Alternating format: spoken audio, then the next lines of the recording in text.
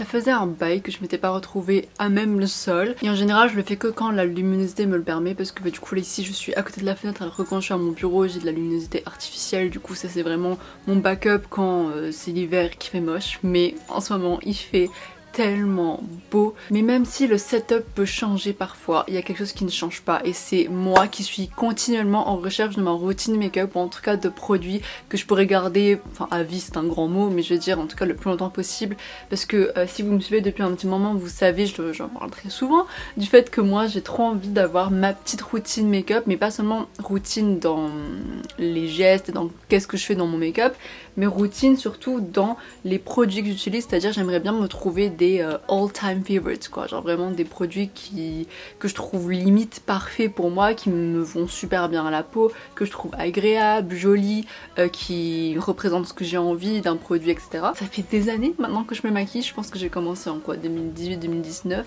ce qui fait 6 ans. Waouh, le temps passe très vite, parce qu'il y a 6 ans j'étais dans une phase de ma vie totalement différente. Du coup il y a 6 ans j'ai commencé le maquillage après avoir regardé la série Euphoria, bah du coup je pense que c'est en 2019 parce que je crois pas... Non, 2020 peut-être, non, bref. Euphoria c'est sorti quand? De grandes questions. Mais malgré le fait que ça fait des années que je me maquille et que j'ai testé plein de produits, et justement si vous voulez suivre tout ça, binge-watchez ma chaîne. C'est vraiment une pub pour moi-même, juste regardez-moi me maquiller, il y a plein de vidéos. Ça fait 2-3 ans maintenant que... Non, 2 ans. 2-3 ans. Bref, j'ai aucune notion du temps, enfin c'est fou. Mais je dirais que ça fait 2 ou 3 ans que je fais des vidéos sur YouTube, donc 2 ou 3 ans où je galère face à vous, genre vraiment où je vous montre à quel point j'arrive pas à trouver des produits qui me vont, parce que vraiment je pense pas encore être arrivée au moment d'avoir pas mal de produits qui sont mes produits phares, où vraiment je me dis je les rachèterai une fois que j'en aurai plus. Un produit qui est hyper performant jusqu'à que je me dise qu'il est 10 sur 10 quoi, mais on y est presque. Et aujourd'hui j'ai justement des nouveaux produits parce que je suis encore en recherche du coup. J'ai pris quelques petits produits qui m'intéressaient ces derniers mois, donc là bon, je les cumule, hein. Ça va pas être que des crash tests première impression, parce qu'il y a des produits que je connais déjà et dont même certains que vous m'avez vu tester en vidéo depuis quelques temps, mais j'ai fait exprès de garder mon avis jusqu'à cette vidéo là, et d'autres produits qui sont vraiment pour le coup des crash tests, donc bah let's go. On va commencer par 2 produits que je vais pas appliquer sur ma peau directement, enfin pas aujourd'hui en tout cas, parce que j'ai pas envie de trop accumuler des produits qui vont pas ensemble, parce que je sais qu'ils seraient pas compatibles ensemble, mais le but c'est quand même là de faire un beau make-up, un minimum. Mais du coup j'ai une crème solaire, donc vous savez que avant celle-ci j'utilisais la Unseen Sunscreen de chez Supergoop, que j'ai utilisée pendant plein de vidéos, c'était même ma base make-up, mais je vous avais dit que j'en cherchais une avec une meilleure compo, parce que la compo de la Unseen Sunscreen elle est pas ouf du tout. Mais le truc que j'appréciais beaucoup avec le Unseen Sunscreen, c'était le fait que la texture soit vraiment invisible, aucune trace blanche, ça peluchait pas il me semble, ouais non ça peluchait pas, et du coup bah en soi super agréable à utiliser, même si tellement elle était invisible. On pouvait se poser la question de est-ce qu'elle faisait vraiment quelque chose, mais je pense que oui, vu la pétrochimie qu'il y avait dedans je pense que oui. Pour Noël j'ai eu, oui donc Noël ça date un petit peu, mais j'ai eu la crème solaire de chez Patika, parce que je l'avais demander. Je sais pas si c'est un move super intelligent de juste faire des wishlists et de demander exactement ce que tu veux, ou c'est juste un move de achète-moi ça. J'ai du mal à savoir, mais en tout cas, moi au moins je suis contente de recevoir des choses parce que c'est exactement ce que je voulais. Mais j'ai demandé celle-ci parce qu'elle est clean, donc Patika c'est une marque certifiée bio apparemment, et elle me donnait vachement envie parce qu'elle promet plein de bonnes choses. Donc elle promet déjà d'être bonne pour les peaux sensibles, de ne pas faire de traces blanches, d'avoir une formule antioxydante, et d'être respectueuse des océans. Et moi j'ai pris l'SPF 30, pas l'SPF 50, parce que bah ça c'est vraiment pour mon utilisation de tous les jours, ça sert à rien de mettre une 50 tous les jours. Et là je pense que je vous l'ai assez bien vendu pour maintenant vous dire que j'en suis déçue. Je sais, vous êtes sûrement déçus également là derrière votre écran. Je voulais vous faire ressentir exactement ce que moi j'ai ressenti quand j'ai utilisé ce produit. J'étais tellement, mais tellement dépitée, parce que franchement elle promettait tellement de bonnes choses. Je me suis dit mais j'ai trouvé la crème parfaite. En plus elle ne coûte pas si cher que ça, sachant qu'elle était souvent à moins 50%, elle peut coûter 12 €. De base 24, mais du coup moins 50, 12 €.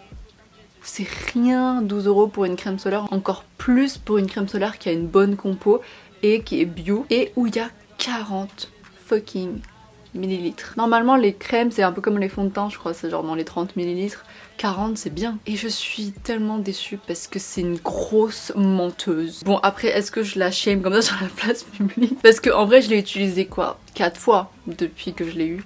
Donc il faut que j'utilise plus. Mais en fait j'ai même pas envie d'utiliser plus dans le sens où elle peluche. Après il faudrait vraiment un jour que je la mette longtemps après avoir mis ma crème de jour. Parce que peut-être que c'est le mix entre crème de jour et crème solaire qui va pas ensemble. Mais le truc c'est que le matin quand on se prépare on n'a pas forcément le temps d'attendre que notre crème de jour se fasse et qu'après ensuite on puisse mettre la crème solaire pour qu'après encore longtemps après on se maquille. Enfin j'ai pas le temps d'attendre aussi longtemps tous les matins. Elle est pas blanche. C'est clairement un mytho de dire qu'elle laisse pas de traces blanches. Ça laisse une trace blanche, pas énorme, genre dans le sens où c'est pas comme vous avez les crèmes quand vous étiez enfant et que vous êtes toute blanche après. Ça blanchit juste un peu la peau mais c'est rien de grave. Après un truc trop bien c'est qu'elle ne graisse pas la peau.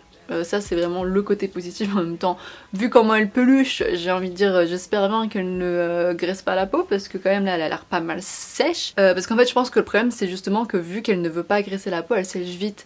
Donc je vous conseille de quand vous l'appliquez, appliquez-la rapidement et ne passez pas trop de temps à frotter. Après, pardon je reste 4 ans sur cette fucking crème mais en fait elle m'a tellement déçue que voilà il faut que j'en parle. Mais en fait le truc c'est que quand vous la mettez vous avez des traces blanches que vous du coup vous voulez les estomper naturellement. Sauf que quand vous les estompez c'est là que ça peluche et c'est ça qui est chiant. Du coup mitigé. Après en vrai de vrai pour le prix, pour le fait qu'elle soit bio, que ce soit clean pour votre peau, sachant que moi je trouve c'est important quand même que ce soit dans la skincare ou dans les produits make-up surtout qui touchent vraiment votre peau, c'est-à-dire les bases, les crèmes solaires, votre crème de jour, vos sérums, enfin les trucs qui touchent vraiment votre peau en premier.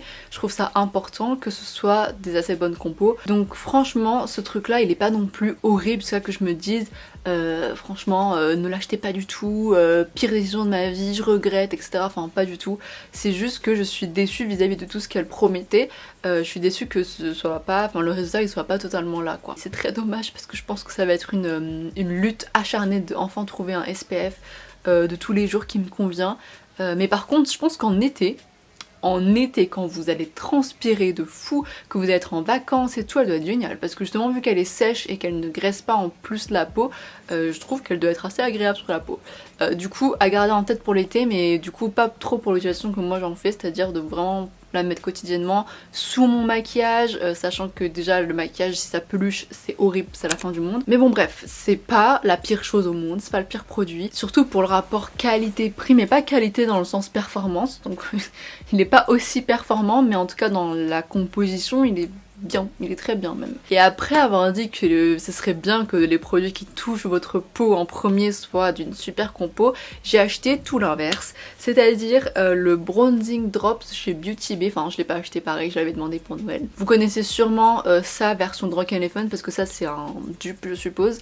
Mais Drunk Elephant avait sorti THE truc qui était viral l'année dernière je crois. Du coup c'est des gouttes bronzantes qui sont un peu illuminatrices aussi, que vous mélangez dans votre crème de jour ou dans votre fond de teint ou sérum, enfin bref ce que vous mettez sur votre visage. Et le but c'est de vous donner meilleure mine, donc un peu un teint plus allé, sans que ce soit vraiment de l'auto-bronzant ou quoi, enfin ça c'est un truc qui se démaquille. Donc vous le mettez le matin et après le soir si vous voulez enlever, démaquillage et on est bon. Pas comme de l'auto-bronzant qui peut durer plusieurs jours voire plusieurs semaines sur votre peau. Ce produit n'a pas une super compo il me semble, mais je l'ai pris parce que j'avoue qu'il coûtait vraiment pas cher. En solde il revenait à 5 € et du coup bah j'ai dit wishlist parce que j'étais vraiment curieuse du coup vu comment il coûtait pas cher de est-ce qu'il était performant. J'étais pratiquement sûre qu'il serait performant parce que Beauty Bay je trouve que c'est quand même une super marque, même si niveau justement skincare, teint etc je pense pas que ce soit des super compos, je pense quand même que c'est une marque super performante, donc je me suis dit en vrai pourquoi pas. Et vu que je pense pas que ce soit un truc que je mettrais tous les jours, c'est pas extrêmement grave si jamais ça va pas une super compo, j'essaie de me rassurer moi-même là. Et pour le coup je suis assez contente de ce produit, franchement pour un truc qui a coûté 5 €, 5 € en solde, surtout vu le prix de Drunk Elephant que je vais vous l'afficher là, je sais même pas mais en tout cas il est excessivement cher. On a aussi un de chez Typologie qui a l'air cool, un je crois de chez Paille, et ça pour le coup ça a des compos vraiment meilleurs, donc si jamais vous êtes grave axé compo, prenez plutôt celui de chez Typologie ou Paille. Il y en a un chez Essence aussi et je le voulais parce qu'il coûte pas cher et et la compo est pas forcément ouf non plus, mais bon, un peu comme lui finalement. Et en plus il n'est pas irisé celui de chez Essence, donc si vous voulez juste le côté bronzant sans illuminer parce que peut-être vous avez la peau grasse ou quoi, Essence ils en font un qui a l'air génial et j'aimerais trop le tester après celui-ci. Mais franchement lui je le mets en général quand je me maquille pas le temps, donc quand je fais que les yeux ou je me mets à la limite que du bronzer, du blush, mais pas de fond de teint ni de concealer ou quoi. Au début j'avais l'impression que ça faisait rien parce que c'est quand même assez léger, genre ça justement ça teinte pas en mode vous êtes pas orange après, donc c'est un super point finalement. Mais quand je l'ai mis, les gens avaient remarqué une différence de teinte sur ma peau. Mais je le vois quand je le mets, donc vraiment à l'application. Après quand je me regarde dans un miroir, j'ai du mal à savoir s'il y a vraiment une différence. Peut-être que ça c'est mon problème, vous savez que je remarque rien dans la vie, c'est une dinguerie. Il y a toujours des personnes qui me demandent est-ce que j'ai grossi, est-ce que j'ai maigri, est-ce que j'ai bronzé, est-ce que ma coiffure elle a changé, est-ce que nanana, j'ai aucune réponse. Vous savez le truc des meufs qui reprochent souvent ça aux mecs en mode t'as pas remarqué que j'ai fait une nouvelle coiffure?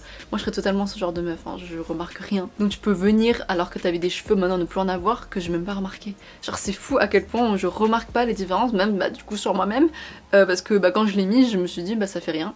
Mais vraiment les gens autour de moi l'ont vraiment remarqué. Du coup c'est que ça fait son taf et c'est cool du coup comme j'ai dit quand vous vous maquillez pas forcément le temps et que vous voulez juste en mettre pour avoir une meilleure mine parce que vous êtes livide comme moi quand on est... Là je suis démaquillée, je me sens un peu livide et là je vais enfin m'appliquer un produit sur la face. J'ai acheté une nouvelle base qui est la base illuminatrice de chez Avril. Et là pour le coup on est totalement dans les produits qui ont une bonne compo, même si je vais la scanner au cas où. Et là si j'ai mis mon argent dans un truc qui en fait n'a pas une bonne compo, je vais péter un câble. Non ça va, 19 sur 20, trop bien. Je sais que le tube a l'air petit, franchement quand je l'ai acheté je me suis dit je suis pas en train de me faire arnaquer, même si 10 €.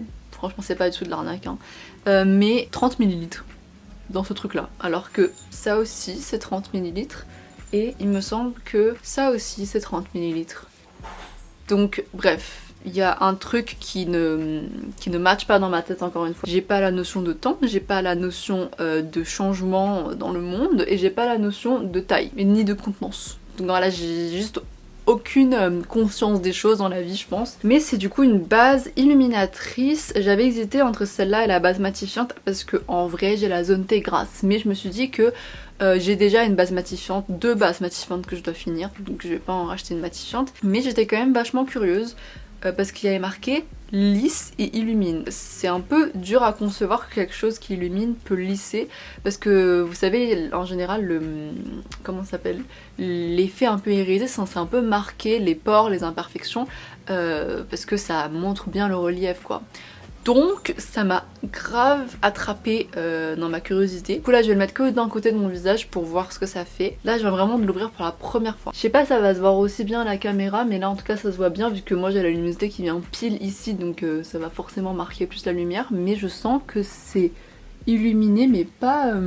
j'ai complètement quitté le champ là. Mais que c'est pas pailleté ni irisé, ça fait pas un effet boule à facettes vous voyez. Et elle n'a aucune odeur. Oui bien en tout cas pour l'instant la base ne m'a pas déçue. Et là je vais enchaîner avec des produits que vous connaissez déjà parce que j'ai fait mon crash test première impression typologie dans une vidéo que je vous mets dans le petit i qui était réussi. Donc vraiment j'ai adoré les produits typologie. Je les ai pas beaucoup utilisés depuis parce que j'ai un fond de teint que je veux terminer. Mais là en fait j'avais envie de retester le combo parce que quand je l'avais testé dans la vidéo j'étais bronzée un peu parce que je revenais tout juste de vacances et du coup même si ça avait l'air trop foncé pour moi parce que j'avais pris la teinte 3 dans le sérum teinté et dans le concealer, ça m'allait quand même vu que j'étais justement bronzée, mais là j'ai totalement débronzé, ça fait plusieurs mois maintenant. Du coup on va tester la teinte 3 sur ma peau, enfin je l'ai déjà fait en vrai il y a quelques semaines, mais je voulais voir le combo parce qu'en fait je veux voir si je suis vraiment orange après. Et si jamais je le suis, calculez pas, par pitié calculez pas, je fais de mon mieux dans la vie, d'accord? Fermez les yeux si jamais, utilisez cette vidéo comme un podcast. Oh mon dieu, sur le retour ça le fait pas du tout. Mais dans la vraie vie je vous assure, peut-être que c'est encore une fois juste moi qui remarque rien et qui est vraiment dans le déni que c'est pas aussi orange que ça. Mais dans la vraie vie je vous jure que ça me donne bonne mine. Comparé à je sais pas à ma main, ça va non la différence? Genre bien sûr c'est pas totalement ma teinte mais j'aurais du mal à prendre celle d'en dessous. En fait j'ai été tellement trauma je crois quand j'ai commencé le maquillage, teint, donc je me maquille les yeux depuis pas mal de temps, mais le teint ça fait que depuis... Non, maintenant ça fait longtemps, je crois depuis 2021, un truc comme ça. J'avais commencé par des produits teints qui étaient mais tous trop clairs pour moi. Il n'y en avait pas un qui était à ma teinte, enfin j'avais grave du mal à trouver ma teinte. Après une fois j'ai fait un truc trop orange, donc en fait j'étais que à des extrêmes. Mais je me suis toujours dit, en vrai je préfère avoir un truc un peu plus foncé plutôt qu'un truc trop clair, parce que trop clair, bah j'ai juste l'air livide et limite je trouve ça très moche sur moi parce que ça me donne l'air décédax. Alors qu'au moins si c'est un tout petit peu plus foncé, j'aurais juste un teint un peu plus allé quoi, donc finalement c'est pas plus mal. Surtout que mon visage est dans tous les cas plus clair que même mon cou ou ma peau de corps, donc ça devrait aller si je prends un peu plus foncé. Ah, un truc pas cool d'ailleurs chez Typologie niveau make-up, c'est qu'ils ont pas beaucoup de teintes, je crois qu'ils en ont 5, donc en fait c'est ça qui a fait que moi j'hésitais grave entre le 2 ou le 3, parce que moi je considère être un peu entre les deux en général, et que le 2 avait l'air trop clair et là le 3 un peu trop foncé. J'ai opté pour le 3 quand même. Ce que je pense que j'aurais dû faire, c'est prendre le 3 en sérum teinté comme là j'ai sur la face, mais prendre le 2 en concealer. Et moi j'ai pris le 3 en concealer. Et là par contre je pense qu'on va rigoler, car il est vachement foncé pour le coup. Et normalement le dessous des yeux, vous savez, on veut un minimum illuminé. Là il sera orange. Ah, et dans la vidéo Typologie du coup où j'avais fait le crash test, je vous avais dit que là le packaging il fuyait, c'est-à-dire que le concealer sortait tout seul. C'est très chiant, bah ça le fait plus. Je pense que comme j'avais dit dans la vidéo, c'était sûrement un truc de... parce qu'il était très rempli, il était à ras-bord, donc je pense que ça coulait un peu au début, mais maintenant que je l'ai un peu utilisé, ça ne me le fait plus, donc je suis rassurée. Mais par contre, outre la teinte, je suis hyper satisfaite des produits Typologie. Et là, pour le coup, je pense que j'ai vraiment trouvé mes pépites. Les produits sont vraiment excellents, ils vieillissent bien dans la journée, genre vraiment à la fin de la journée, aucun problème. Limite, vous savez que j'utilise un autre fond de teint de base, celui de chez La Provençale, et à la fin de la journée, en vrai, j'ai la zone T grasse, donc forcément ça va luire un peu, voire beaucoup. Vu que c'est un peu un fond de teint gras quand même, enfin un fond de teint qui sèche pas, donc il est un peu gras. Alors qu'avec le Typologie, j'ai l'impression qu'à la fin de la journée, je luis pas autant qu'avec l'autre. Et même si je remarque rien dans la vie, ça je l'ai remarqué. Normalement au milieu de la journée, surtout quand c'est une longue journée et que je me suis maquillée tôt le matin, ce qui était le cas, je brille fort, alors vraiment fort. À la limite où je me demande si je ressors, est-ce que je me retoucherai pas le maquillage. En général je le fais. Et là, je me suis regardée dans le miroir et je me suis dit bah je me sens pas dans l'obligation de retoucher mon maquillage, je me sens pas luire jusqu'à vraiment me sentir grasse, et limite j'ai touché mon front et je sentais encore la poudre. Je sais pas ce qui a fait que ça fait ça, mais je pense que du coup ça doit être les produits Typologie. Après ça se trouve c'est juste ma base, parce que j'ai une base matifante du coup qui était super performante ce jour-là. Ça se trouve c'est ça, je sais pas. Mais je pense pas. Enfin en vrai j'ai l'impression du coup que c'est le produit Typologie qui vieillissent vraiment super bien. Et qui là justement quand je le touche, ils sont pas totalement secs, mais c'est pas aussi gras que l'autre fond de teint. Genre là il est super léger, je pense que je pourrais ne pas le poudrer. Et là hors caméra j'ai mis mon bronzer Rare Beauty parce que c'est pas une nouveauté, donc je l'ai mis hors caméra. Mais on est d'accord que je suis pas orange. Genre là j'ai mis le bronzer donc il est un peu orange, mais en vrai, sachant que j'ai pas cette teinte de peau et que vraiment ce truc là n'est pas à ma teinte, ça va non? Genre je suis pas orange de chez Orange en mode... Peut-être que je suis vraiment dans le déni, hein, mais je vous assure que moi j'ai pas l'impression d'être aussi orange que ça, limite ça me donne bonne mine, j'aime bien. Et vous allez voir de toute façon quand je vais poudrer, ça sera encore plus tamisé, l'effet orange trop foncé pour moi. Donc je vous assure que ça va rendre bien. Mais du coup maintenant on va passer à un autre nouveau produit dont je suis super excitée, même si je l'ai déjà testé, mais je l'ai mis une fois je crois depuis que je l'ai eu, parce que j'avoue que j'en ai un autre à finir et je l'ai demandé alors que j'ai encore d'autres produits à finir comme ça, et normalement je fais pas ça, normalement je finis mes produits avant d'en acheter d'autres, mais là je pouvais pas résister, c'est en solde. Et il s'agit du blush About Face, donc c'est la marque d'Halsey dont j'étais fan avant. J'avais toujours voulu tester sa marque de make-up parce qu'elle a l'air super intéressante. C'est une marque qui mêle un peu art et make-up, performance, etc. Mais j'adore l'ADA de la marque, j'adore tout de cette marque, enfin vraiment tous les produits ont l'air géniaux. C'est vraiment une DA de marque et les types de produits que je voudrais trop avoir chez moi. Enfin si je pouvais vraiment exposer tous mes produits, ce seraient des produits aussi beaux comme ça, qui ont vraiment un côté artistique, un côté mode, un côté fashion un peu, qui est pas aussi boring que des produits comme ça. Même en vrai j'adore Rare Beauty, genre j'adore la DA, mais moi c'est pas non plus ce genre de truc un peu délicat et tout que j'aimerais avoir chez moi. Mais ça... Et Typologie pour le coup ça aussi j'aime beaucoup, même si c'est pas très similaire, mais c'est des DA que j'apprécie énormément. Moi j'ai pris la teinte Get Some et c'est un blush en baume, donc c'est un blush crème en gros. Et moi je vous avais dit que je voulais trop un truc en crème mais en peau parce que ça me saoule en fait les sticks, je trouve que ça sert à rien. Je comprends pas le but des sticks et là moi j'ai que ça, j'ai un blush stick, un bronzer stick. Pour celui-ci, du coup je l'ai déjà mis 1 ou 2 fois comme je vous ai dit. Alors il s'applique super bien. Franchement là il laisse pas de trous, pas de traces, il est pas trop pigmenté et pas assez pigmenté, mais car il y a un mais, et je suis dégoûtée.